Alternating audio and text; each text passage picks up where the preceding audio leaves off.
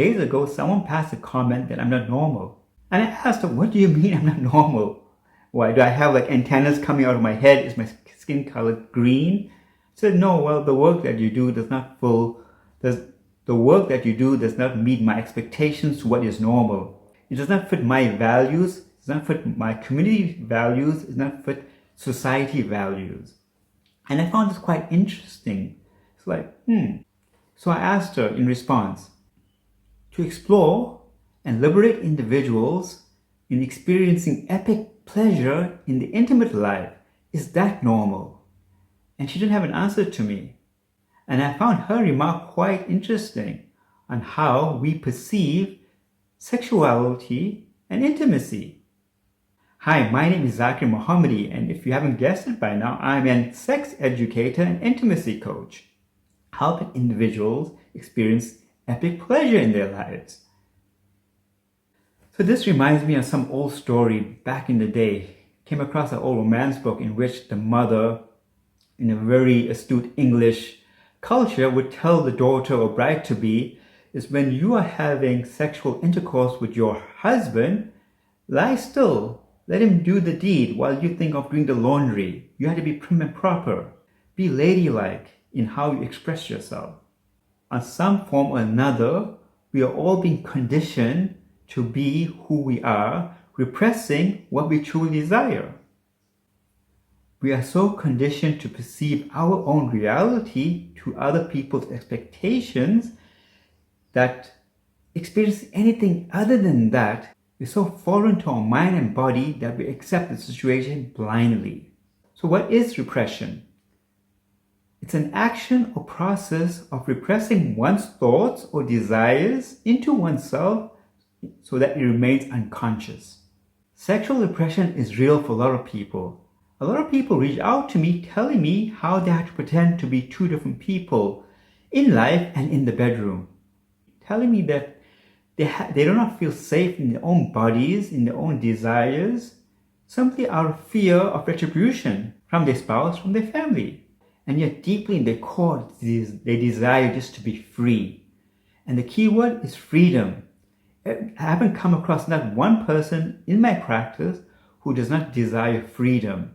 And freedom means a lot of different things to a lot of different people. But that just shows me on some level they are being repressed. So how do you go about changing this? What are the steps that are needed? Well, first and foremost, we're going to understand, and especially in sexuality, there's a lot of misinformation out there. We are misinformed.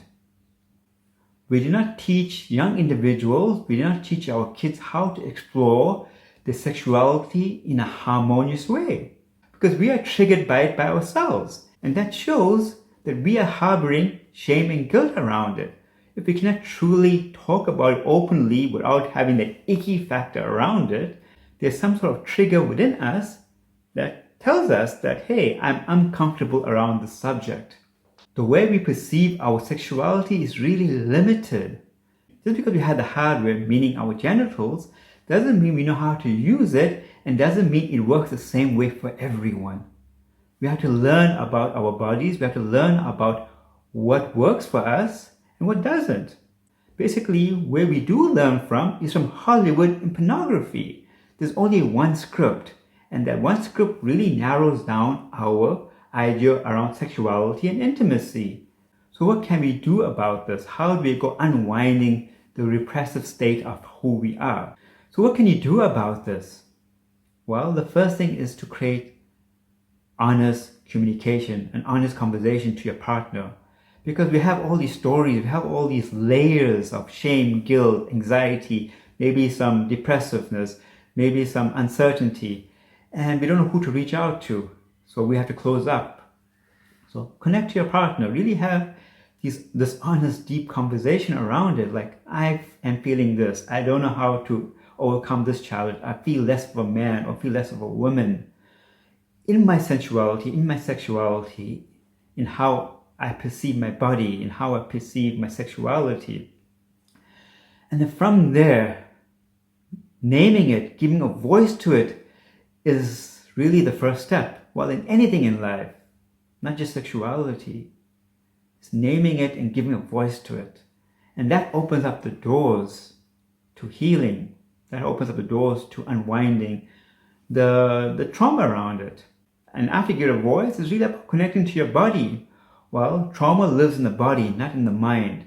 Because when you're feeling depressed, you feel it in the body. When you're feeling anxious, you feel it in the body. When you get tensed up because you're going in defensive mode, you feel it in the body.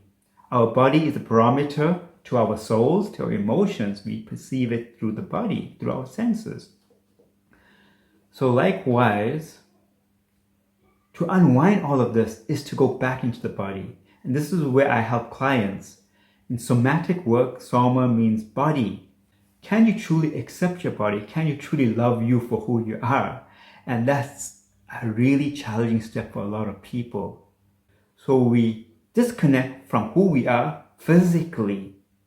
And guess what? In sexuality and in sensuality, we have to be connected and being present in our bodies. So that's where we start off the journey after having empowered voice in where you're at. Really connecting to your body, really feeling your body, really noticing what's there. And then from there, empowering choice, empowering voice, empowering a new paradigm on how you want to perceive what is pleasure for you. And in breaking that cycle, we become aware of new possibilities. We're stepping out of that comfort zone. And in that, our brain rewires to a new experience. And the more we rewire to a new experience, the more our nervous systems can relate and can ground and can anchor into that experience. Bottom lines, social expectations around sexual behavior can lead to shame and guilt regardless of gender. And you can absolutely overcome this. I'm interested in you. What are your struggles? And share your